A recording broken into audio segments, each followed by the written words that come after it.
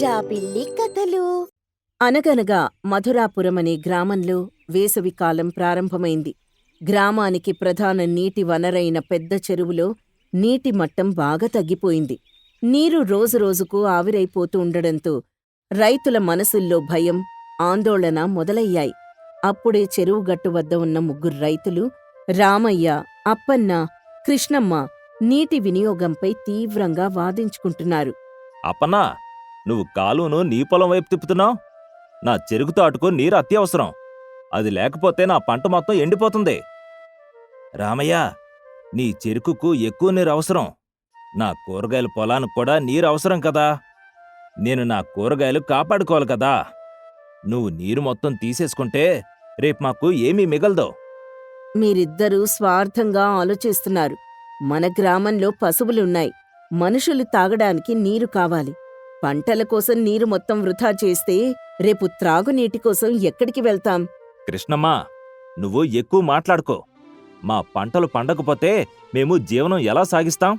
నువ్వు నీ ఇంటికి అవసరమైన నీరు మాత్రమే తీసుకోవాలి. అవును, పంటలు ముఖ్యం. పొలాలను కాపాడుకోవాలి. ఆ సమయంలో గ్రామంలో అందరూ గౌరవించి తెలివైన ముసలమ్మ సత్యమ్మ నెమ్మదిగా అక్కడికొచ్చింది. ఆమె ముఖంలో ప్రశాంతత, కళ్లల్లో అనుభవం కనిపిస్తున్నాయి. సత్యమ్మ శాంతంగా, ఆగండి, మీరంతా ఎందుకింతలా వాదించుకుంటున్నారు? చెరువు ఎండిపోవడం మనందరి సమస్య కదా. ఒకరినొకరు నిందించుకుంటే నీరు పెరుగుతుందా ఏంటి? సత్యమ్మా, నువ్వు చూస్తున్నావు కదా, ఈ అప్పన్న తన పొలానికి ఎక్కువ నీరు తీసుకోవడానికి ప్రయత్నిస్తున్నాడు. కాదు సత్యమ్మా, రామయ్యది అనవసరపు పట్టుదల. ఆయన చెరుకు ఎక్కువ నీరు తాగుతుంది. ఆయనకిస్తే మనకు ఏమీ మిగలదు. సత్యమ్మ ముగ్గుర్ని కూర్చోమని చెప్తుంది. నేను మీ బాధను అర్థం చేసుకున్నాను. పంట ముఖ్యం, పశువులు ముఖ్యం, ప్రాణం అంతకంటే ముఖ్యం. సమస్య నీటి కొరత కాదు, నీటిని ఎలా వాడుకోవాలో తెలియకపోవడం. చెప్పండి, చెరువులో ఇంకా ఎన్ని రోజులకు సరిపడా నీరుంది? సరిగ్గా చెప్పలేము సత్యమ్మా. మహా అయితే మరో 20 రోజులుంటాయని అనుకుంటున్నాం. 20 రోజుల తర్వాత పరిస్థితేంటి ఎవరికైనా తెలుసా? ఆ సమయంలో అందరూ మౌనంగా ఉంటారు. అప్పటి గురించి ఆలోచించకపోతే రేప్ మనం ఆకాశం వైపు చూస్తూ కూర్చోవాల్సొస్తుంది. సత్యమ్మ గ్రామ పెద్దల్ని, రైతుల్ని సమావేశపరిచింది. నేను మీ అందరితో కొన్ని ముఖ్యమైన విషయాలు మాట్లాడాలి. ఈ చెరువు మన ఊరికి ప్రాణం. ఇప్పుడు మనం స్వార్థంగా వ్యవహరిస్తే ప్రాణం పోతుంది. రామయ్య, అప్పన్న, మీరు మీ పంటల్ని కాపాడుకోవాలి అనుకోవడం సహజమే. కాని మొత్తం గ్రామాన్ని కాపాడే బాధ్యత మనందరిది. అప్పుడక్కడున్న గ్రామ పెద్ద వీరయ్య ఇలా అంటాడు. సత్యమ్మా, నీ మాట నిజమే. కాని ఎవరికి ఎంత నీరివ్వాలని ఎలా నిర్ణయించాలి? ఈ పని చాలా కష్టమైనది. కష్టం కాదు వీరయ్య, తెలివితో ఆలోచిస్తే సులభం. ముందుగా మనం నీటిని లెక్కించాలి. ప్రస్తుతం కొలత ప్రకారం చెరువులో దాదాపు 20 రోజులకు సరిపడా నీరుంది. కాని అదే వాతావరణం బాగా లేకపోతే? అంటే ఈ ఎండకు, ఈ గాలికి రోజుకు ఎంత నీరు ఆవిరైపోతోందో కూడా మనం లెక్కించాలి కదా. మీరు గత 20 రోజులుగా వాడుకున్న నీరు, ఆవిరైన నీరు తీసేస్తే మనకు మిగిలేది 15 రోజులకు కూడా సరిపోదు. అప్పన్న ఆందోళనగా, అయ్యో, అంత తక్కువగా ఉందా? నేనింకా నా పొలానికి రోజు నీరు పారిస్తున్నాను. అందుకే మనం ఇప్పుడు అత్యవసర ప్రణాళికను అమలు చేయాలి. 3 ముఖ్యమైన అంశాలున్నాయి. అవి ప్రాధాన్యత నిర్ణయం, వినియోగ నియంత్రణ, భవిష్యత్తు నిల్వలు అనే అంశాలు. అమ్మగారు, మీరు చెప్పిన అంశాల గురించి కాస్త మాకు వివరించండి. మొదట ప్రాధాన్యత అనేది మనుషులు, పశువులు. మనం బ్రతికి ఉంటేనే పంటలు. కాబట్టి తాగడానికి, వంట చేసుకోవడానికి సరిపడా నీరు రోజుకెవరికెంత కావాలో ముందుగా లెక్కించాలి. ఇది మార్చడానికి వీల్లేంది. రెండో అంశమేమిటి? రెండో అంశమనేది పంటలు. కాని అన్ని పంటలు కాదు, బ్రతకడానికి అత్యవసరమైన ఆహార పంటలు. ఉదాహరణకు, వరి ఇంకా ఎండిపోయే స్థితిలో ఉంటే దానికి కొద్దిగా నీరివ్వాలి. నీరు మొత్తం అవసరం లేని వాటిని రామయ్య, మీ చెరుకు తోట గురించి ఆలోచిస్తే దాన్ని కాపాడ్డం కష్టమే. నీరు మొత్తంగా అందుబాటులో లేదు. రామయ్య నిరాశగా, నా చెరుకు తోట నాశనమవుతుందా? అది నా ముఖ్య ఆదాయం. రామయ్య, నీ కష్టం నాకు తెలుసయ్యా. కాని చెరుకుకు ఎంత నీరవసరమో ఇప్పుడు చెరువులో అంత నీరు లేదు. మనం మొత్తం నీరు చెరుకుకి పారిస్తే గ్రామంలోని వేలాది మంది ప్రజలు, వందలాది పశువులు దాహంతో బాధపడాల్సొస్తుంది. నీవు తెలివిగా ఆలోచించు. 20% పంటను కాపాడ్డానికి ప్రయత్నిద్దాం. మిగిలిన 80% నష్టాన్ని తర్వాత వచ్చే కాలంలో పూడ్చుకోడానికి ప్రయత్నించాలి. మొత్తం కోల్పోవడం కంటే కొద్దిగా కాపాడుకోవడం మంచిది కదా. సత్యమ చెప్పిన మాటలకు రైతులందరూ ఆలోచనలో పడ్డారు. ఆమె ప్రణాళికను వివరించడం మొదలుపెట్టింది. ఇప్పుడు వినియోగ నియంత్రణ గురించి మాట్లాడదాం. మనం సాధారణంగా పొలాలకు నీరు పారించడానికి కాలువలు వాడతాం. కాలువ కాకుండా వేరే దారేమిటి? కాలువ ద్వారా నీరు తీస్తే సగం నీరు నేలలో ఇంకిపోతుంది లేదా ఆవిరైపోతుంది. కాబట్టి ఇకపై పంటలకు నీరిచ్చేటప్పుడు కాలువల ద్వారా కాదు, చిన్న కుండలు, బిందెల ద్వారా మాత్రమే ఇవ్వాలి. బిందెలతోనా? అది ఎంత కష్టం సత్యమ్మా. కష్టమైనా ఇప్పుడు అత్యవసరం వీరయ్యా. ప్రతి నీటి చుక్క ముఖ్యం. బిందెల ద్వారా నీరు పోయడం వల్ల నీరు మొక్క మొదలకు మాత్రమే చేరుతుంది, వృధా కాదు. అంతేకాక నీరు ఎంత పడుతుందో మనకు లెక్క తెలుస్తుంది. ఈ పద్ధతి ద్వారా 20 రోజులకు సరిపడా నీటిని మనం 30 రోజులకు ఉపయోగించగలం. త్రాగునీటి గురించి ఏం చేయాలమ్మగారు? మంచి ప్రశ్న కృష్ణమ్మ. త్రాగునీటి కోసం ఒక ప్రత్యేక ప్రాంతాన్ని ఏర్పాటు చేయాలి. ఆ ప్రాంతం చుట్టూ కర్రలు వేసి వేరే వారు నీరు తీయకుండా ఒక నియమాన్ని పెట్టాలి. గ్రామ సేవకులు ఉదయం, సాయంత్రం వేళల్లో మాత్రమే ఇంటికి సరిపడా బిందెలతో నీరిచ్చేలా చూడాలి. పశువుల గురించి కూడా చెప్పాలి. పశువులకు నీరు తాగించడానికి చెరువొడ్డుకి తీసుకురావద్దు. ఎందుకంటే అవి మట్టిని తొక్కడం వల్ల బురద ఏర్పడి స్వచ్ఛమైన నీరు కూడా పాడైపోతుంది. త్రాగునీటి ప్రాంతం నుంచి పెద్ద తొట్టెల్లో నీరు తీసుకొచ్చి ఊరి మధ్యలో ఉన్న పశువుల కొట్టాల దగ్గర ఉంచాలి. ఈ పనులన్నీ ఎవరు చేస్తారు? మనందరం కలిసి చేయాలి రామయ్య. నేనొంటరిగా ఈ పని చేయలేను. మీరు రోజుకి 2 గంటలు శ్రమిస్తే మనం అందరం మిగిలిన సమయం నిశ్చింతగా ఉండవచ్చు. పనిని వంతుల వారీగా పంచుకుందాం. సత్యమ ఆ రోజు రాత్రి అందరితో కలిసి ఎవరే పని చేయాలో, ఎప్పుడు నీరు తీయాలి, ఎంత నీరు తీయాలి అని వివరంగా ఒక పట్టిక తయారు చేసింది. మరుసటి రోజు సత్యమ ప్రణాళిక మొదలైంది. రైతులు, గ్రామ ప్రజలు ఆమె చెప్పినట్లుగా బిందెల ద్వారా పొలాలకు నీరు పోయడం ప్రారంభించారు. రామయ్య చెరుకు తోటకు బిందెలతో నీరు పోస్తూ, అప్పన్నా, ఎంత కష్టంగా ఉంది.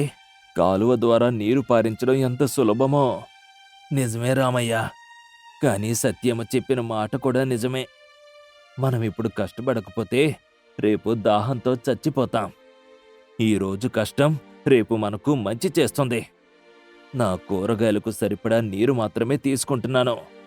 గతంలో నేను మొత్తం కాలువ ద్వారా పారించి ఎంత వృధా చేశానో ఇప్పుడు అర్థమైంది. కృష్ణమ్మ పశువులకు నీరు పెడుతూ, సత్యమ్మ ఎంత తెలివిగలదో. ఆమె చెప్పినట్లు పశువులకు దూరంగా నీరుంచడం వల్ల చెరువులోని మిగిలిన నీరు స్వచ్ఛంగా ఉంది. లేకపోతే ఈ పాటికి చెరువు మొత్తం బురదగా మారిపోయేది. 1 వారం తర్వాత చెరువు నీటి మట్టం అనుకున్న దానికంటే కొంచెం తగ్గింది. అప్పుడు గ్రామ పెద్ద వీరయ్య సత్యమ్మతో ఇలా అంటాడు. సత్యమ్మా, నువ్వు చెప్పినట్లే జరిగింది. మనం బిందెల పద్ధతి వాడడం వల్ల ఆవిరైపోయే నీరు తగ్గి చెరువు నీరు 10 రోజులు అదనంగా నిలిచింది. సత్యమ్మ నవ్వుతూ, ఇది నా తెలివి కాదు వీరయ్య, ఇది సామాన్య జ్ఞానం. వృధా నాపడం, అవసరానికి మాత్రమే వాడ్డం, అంతే. వేసవి తీవ్రంగా ఉన్న గ్రామ ప్రజలు సత్యమ నియమాలను పాటించారు.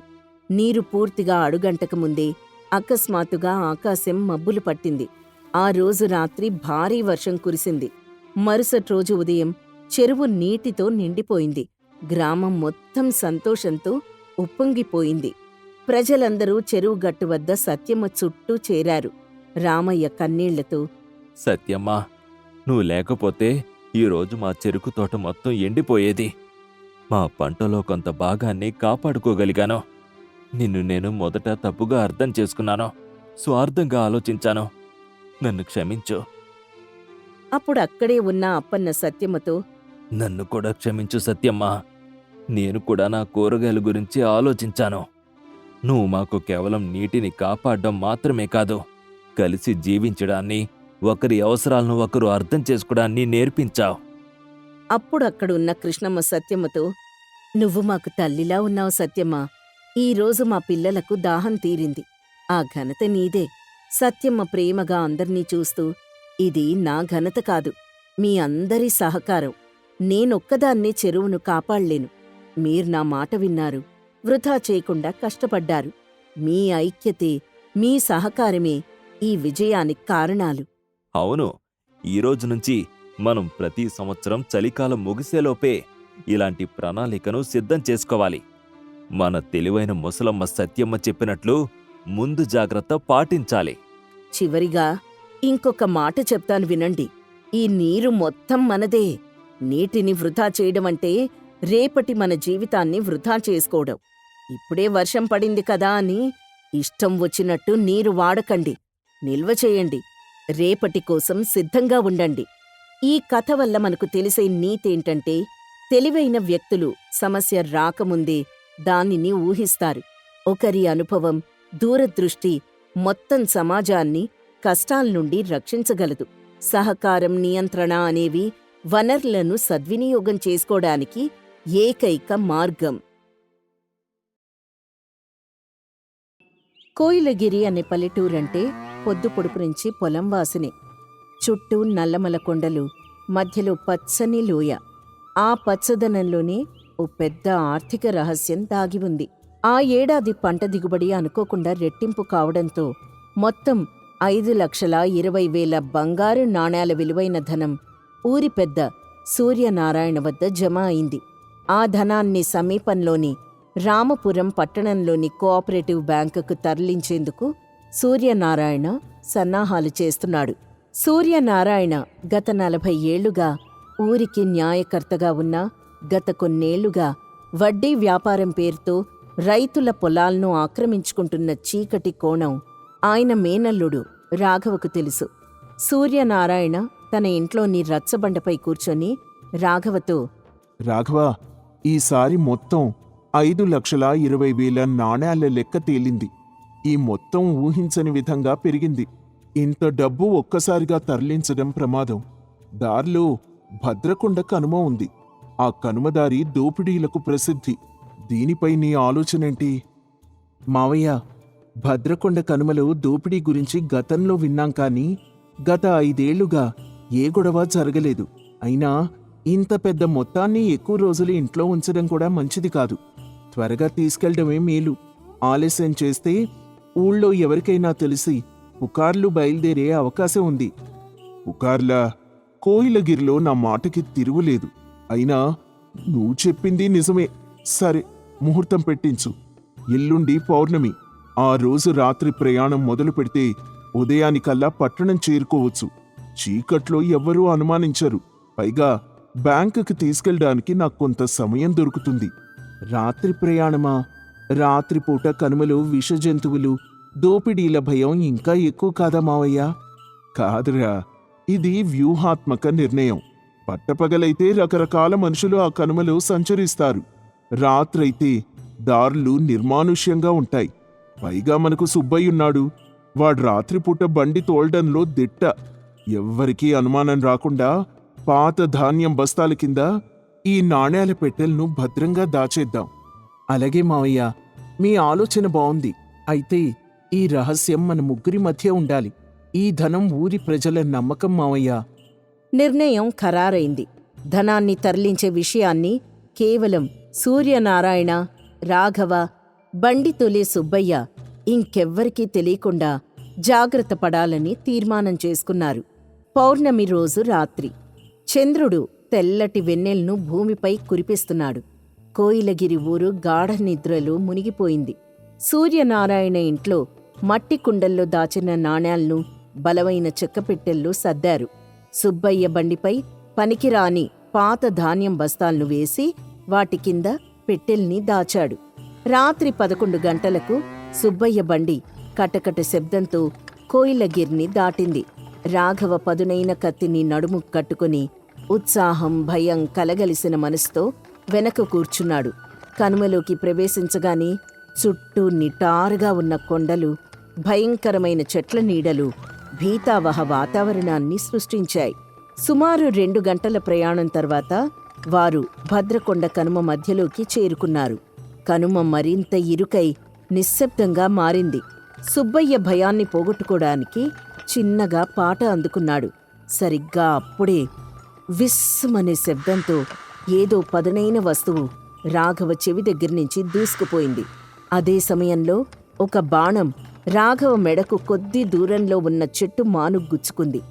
బండి ఆగిపోయింది. అప్పుడే దొంగల నాయకుడు వీరన్న వచ్చాడు. చెలించకు, ఒక్క అడుగు వేసినా ఈ బాణం నీ గొంతులోకి దిగుతుంది. ఎవరు మీరు? దారి దోపిడీలా? ధైర్యం చేయకు యువకుడా, నీ కత్తి కంటే మా బాణం వేగంగా ఉంటుంది. నువ్వు మా దారిలో లేవు. మాకు కావలసింది ఈ బండి కింద దాచిన పెట్టెలు మాత్రమే. అవి పాత ధాన్యం బస్తాల కింద ఉన్నాయి కదూ? రాఘవ ఆ మాట వినగానే ఆశ్చర్యపోయాడు. ఈ రహస్యం వీళ్ళకెలా తెలిసింది? ఈ మాట చెప్పడానికి వీళ్ళు మామూలు దొంగలు కారు. ఎవరు మీరు?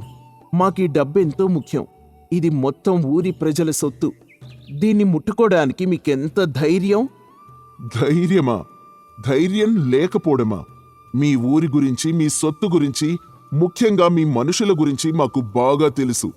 నోరు మూయండి, మీ ప్రాణాలు దక్కించుకోండి. మేం మళ్ళీ చెప్పం. మరొక దొంగ సుబ్బయ్య మెడకు పదునైన కత్తిని పెట్టి రాఘవను కదలకుండా చేశాడు. వాళ్ళేమాత్రం ఆలస్యం చేయకుండా చకచకా బండి మీదకెక్కి ధాన్యం బస్తాల్ని పక్కకి నెట్టి వాటి కింద దాచిన బంగారు నాణేల పెట్టెలను పైకి తీశారు. పెట్టెల్ను తెరవాల్సిన అవసరం లేదు, వాటిని తీసుకుందాం. దొంగలు పెట్టెల్ను తమ వెంట తెచ్చుకున్న వేరే తేలికపాటి బండ్లలోకి వేగంగా మార్చారు. మీరు తెలివైన వాళ్ళు, అందుకే మీ ఊరి పెద్ద ఈ ప్రయాణాన్ని రాత్రికి పెట్టారు. కాని అదృష్టం ఎప్పుడూ న్యాయం వైపే ఉంటుంది. క్షణాల్లోనే రాఘవ సుబ్బయ్యలను బలమైన కొత్త తాళ్లతో కట్టి పక్కనే ఉన్న గట్టి చెట్టుకి బంధించారు. వారి నోటికి నల్లటి గుడ్డ కట్టారు. దొంగలు తమ బండిని పక్కదారి గుండా నడుపుకుంటూ చిమ్మ చీకట్లోకి మాయమైపోయారు. అరగంట తర్వాత సూర్యనారాయణ తన బండిపై అక్కడికి చేరుకున్నాడు. రాఘవ సుబ్బయ్య చెట్టుకు కట్టి ఉండడం, ధనం పెట్టెలు లేకపోవడం చూసి ఆయన గుండె ఆగిపోయినంత పనైంది. రాఘవా, ఏమైంది? సుబ్బయ్య, అసలు ఎవరు వాళ్ళు? ఎవరైనా దొంగలొచ్చారా? మావయ్య, ఇది కేవలం దారిదోపిడీ కాదు, పకడ్బందీ ప్రణాళికతో జరిగింది. వాళ్ళకి ధనం ఎక్కడుందో, ఎప్పుడు వస్తున్నామో అంతా తెలుసు. బండి కింద పెట్టెలున్నాయని వాళ్ళు స్పష్టంగా చెప్పారు. లోపల మనిషి, అంటే మనలోనే ఒక ద్రోహి ఉన్నాడు. మన గుట్టు మొత్తం వాళ్ళకెలా తెలిసింది? నేను కేవలం నీకు సుబ్బయ్యకి మాత్రమే చెప్పాను. అంటే సుబ్బయ్య, నువ్వు కాద్దోరా, అమ్మవారి మీద ఒట్టు. నాకు ధనం పోయినందుకు ఎంత బాధగా ఉందో, నన్ను మీరు అనుమానించినందుకు అంతకంటే బాధగా ఉంది. నేనెవ్వరికీ చెప్పలేదయ్యా. వాళ్ళు బండి కింద ఉందని చెప్పినప్పుడు నా గుండె పగిలిపోయింది. సరి, పరిస్థితి చేతులు దాటిపోయింది. ఈ విషయం ఊళ్ళో తెలిస్తే అలజడి మొదలవుతుంది. రైతులు నాపై నమ్మకం కోల్పోతారు. పోలీసులకు చెప్తే వాళ్ళు మళ్ళీ మనల్ని విచారణ పేరుతో వేధిస్తారు. మన పరువు, మన ప్రజల నమ్మకం అంతా మన చేతుల్లోనే ఉంది. వాళ్ళని మనమే కనిపెట్టాలి. తెల్లారేసరికి ఊళ్ళో ఈ వార్త దావానలంలా వ్యాపించింది. ప్రజలు భయంతో, ఆందోళనతో సూర్యనారాయణ ఇంటి ముందు గుమిగూడారు. సూర్యనారాయణ వారిని శాంతపరిచి ధైర్యం చెప్పడానికి ప్రయత్నించాడు. రాఘవ వెంటనే భద్రకొండ కనుమ వైపు బయలుదేరాడు. అతనొక వేటగాళ్లా దారి దోపిడీ జరిగిన ప్రాంతాన్ని పరిశోధించాడు. దొంగల బండి చక్రాల గుర్తులు సాధారణంగా అడవిలోకి పారిపోయే దొంగల మాదిరిగా కాకుండా నల్లమల పశ్చిమ వైపున్న పాత మృగశిర అరణ్యం వైపు పోయాయి. ఆ అడవి చాలా ప్రమాదకరం. అక్కడికెవ్వరూ వెళ్లరు. మావయ్య, దొంగలు మృగశిర అరణ్యం వైపు పారిపోయారు. కానీ నాకు ఒక విషయం అర్థం కావడం లేదు. వాళ్ళంత పక్కాగా ఎలా పథకం పన్నారు? బండి కట్టడానికి వాడిన తాళ్లు కూడా కొత్తవి. అంటే వాళ్లే తెచ్చుకున్నారు. వాళ్ళకి ధనం దాచిపెట్టిన చోటు, ప్రయాణ సమయం అన్నీ తెలుసు. రహస్యం మన ముగ్గురికే తెలుసు. కానీ మన ఇంట్లో ఆ రోజు రాత్రి మన ముగ్గురితో పాటు ఇంకెవరైనా ఉన్నారా? లేదు మావయ్య. కానీ ఒక్క నిమిషం. పార్వతీశం పని మొదలయ్యే వారం ముందు లెక్కల కోసం ఆయన్ని పిలిచాం. ధనం లెక్కలు, ఎప్పుడు తరలించాలో అన్ని విషయాలు ఆయన వినే ఉంటారు. ఆయన మీ వ్యవహారాలన్నీ చూసేవారు కదా. పార్వతీశమా? అసాధ్యం. అతను చాలా వృద్ధుడు, చాలా పేదవాడు. తన కూతురు పెళ్లి కోసం నన్ను వేడుకున్నాడు. అతనికి దారిదోపిడీ చేసే ధైర్యం లేదు. ధైర్యం లేకపోవచ్చు మావయ్య, కానీ డబ్బాస చూపితే వేరే వాళ్లకు సమాచారం ఇచ్చే అవకాశం ఉంది కదా. అందుకే నేనొకసారి వెళ్ళి చూసొస్తాను. రాఘవ్ వెంటనే పార్వతీశం ఇంటికి వెళ్ళగా అతని భార్య కంగారుగా కనిపించింది. నాయనా రాఘవ, మా వారు రాత్రి నుంచి కనిపించటం లేదు. ఆయనకి బాగా జ్వరంగా ఉందని చెప్పారు. మందుల కోసం బయటికెళ్ళి ఇప్పటి వరకు రాలేదు. రాఘవకు అనుమానం మరింత బలపడింది. పార్వతీశం తప్పించుకోవడానికి జ్వరం పేరు చెప్పి ఉంటాడని నిర్ధారించుకున్నాడు. రాఘవ మృగశిర అరణ్యం వైపు ఒంటరిగా విచారణ మళ్లించాడు. అతనొక గంటపాటు అడవిలో నడిచి భద్రకాళి ఆలయం సమీపంలోకి చేరుకున్నాడు. ఆలయం దాదాపుగా 25 ఏళ్లుగా మూతబడి ఉంది. అక్కడ అతనికి పార్వతీశం, వీరన్న ఇద్దరూ కనిపించారు. పొదల్లో దాక్కుని అక్కడ జరుగుతున్న సంభాషణ విన్నాడు. వీరన్నా, నువ్వు అనుకున్నట్టే పని పూర్తయింది. ఈ నాణాలిప్పుడు మనవి. మనం చెప్పినట్లుగా ఈ ధనంలో కొంత వాటా మారుమూల ఊళ్లల్లోని పేద రైతులకిచ్చేద్దాం. వాళ్ళ అప్పులు తీరుతాయి. సూర్యనారాయణకు నిజమైన బుద్ధి చెప్పినట్లవుతుంది. పార్వతీశం బాబాయ్, మీ మాట నిలబెట్టుకున్నారు. మీరిచ్చిన సమయం, సమాచారం వల్లే ఈ పని సాధ్యమైంది. మీరింత సాహసం చేస్తారని ఊహించలేదు. నాకు తెలుసురా సురేష్, నీకు డబ్బు అవసరం లేదు. నీకు తెలుసు కదా, సూర్యనారాయణ బయటకు దొరలా కనిపిస్తాడు, కానీ అతని లోపల పీడించే రాక్షసుడు. ఆయన రైతులకు అప్పులిచ్చి వడ్డీని వడ్డీ వేసి వాళ్ల పొలాల్ని అన్యాయంగా లాక్కుంటున్నాడు. ఈ ధనం మొత్తం ఆయన వ్యక్తిగత లాభం కోసం వాడుకునేవాడు. అందుకే నేనీ దోపిడీ పథకం పన్నాను. నా కొడుకు దొంగలా మారడానికి కారణం ఈ ఊరి దోపిడీ వ్యవస్థే. నువ్వు నిజాయితీపరుడివి. రాఘవకు తన మావయ్య మోసం గురించి తెలిసి గుండె పగిలినంత పనైంది. ఈ దారి దోపిడీ వెనక ఉన్న ఉద్దేశం దొంగతనం కాదని, న్యాయం కోసం జరిగే తిరుగుబాటు అని అర్థమైంది. రాఘవ ఇలా అనుకుంటాడు. మావయ్య చేసింది తప్పే, కానీ చట్టప్రకారం ఇది నేరం. ధర్మాన్ని నిలబెట్టడానికి అన్యాయమైన దారిని ఎంచుకోవడం న్యాయమా? నేను పోలీసులకు చెప్పాలా, లేక ఈ దోపిడీ వెనుకున్న నిజాయితీని అర్థం చేసుకోవాలా? నా నిజమైన బాధ్యత ఎవరి పట్ల ఉండాలి? మావయ్యకు నమ్మకంగా ఉండడమా, లేక అన్యాయానికి గురవుతున్న పల్లె ప్రజలకు న్యాయం చేయడమా? రాఘవ తుపాకీ తీసుకుని పొదల్నుంచి బయటికొచ్చాడు. సురేష్, ఆగు. బాబాయ్, నేనంతా విన్నాను. మా మావయ్య సూర్యనారాయణ చేసింది తప్పని నాకు తెలుసు. కానీ మీరు చేసింది కూడా తప్పే. దారి దోపిడీ ఒక నేరం. అది చట్టవిరుద్ధం. మీ ఉద్దేశం మంచిదైనప్పటికీ మీరు శిక్ష అనుభవించాలి. రాఘవ, నాకు తెలుసు నువ్వు నిజాయితీపరుడివి. అందుకే నీకీ డబ్బును ఎక్కడ పెట్టాలో, ఎలా దొరుకుతుందో చెప్పడానికి సిద్ధంగా ఉన్నాను. నాణాల్ని ఆ ఆలయంలో ఉన్న పాతబావిలో దాచాం. మీరీ డబ్బును తిరిగి ఊళ్ళోకి తీసుకెళ్ళండి. కానీ నేనొక మాట చెప్తాను. ఈ డబ్బుని రైతులకు ఇవ్వకుండా మళ్లీ సూర్యనారాయణకిస్తే ఈ దోపిడీ కన్నా పెద్ద ఘోరం జరుగుతుంది. నువ్వే న్యాయం చేయాలి రాఘవ. సరే సురేష్, నేనీ డబ్బుని ఊళ్ళోకి తీసుకుపోతాను. కానీ నువ్వు, పార్వతీశం బాబాయ్ నాతో రావాలి.